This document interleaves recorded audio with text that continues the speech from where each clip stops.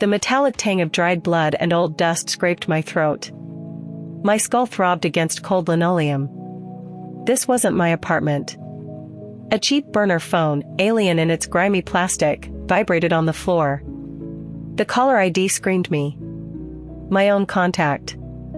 My heart hammered, a frantic drum against the sudden, cold confusion. I snatched the phone, my fingers clumsy.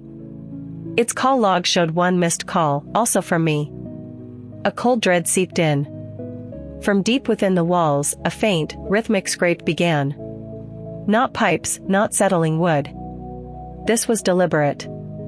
Like claws against drywall, it pulsed from behind the worn sofa, a steady, unnerving rhythm.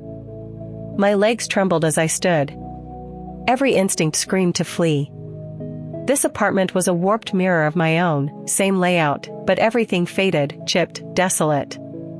I lunged for the front door. The knob turned freely. Unlocked.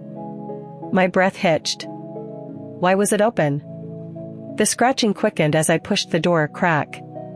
The hallway outside was dark, silent.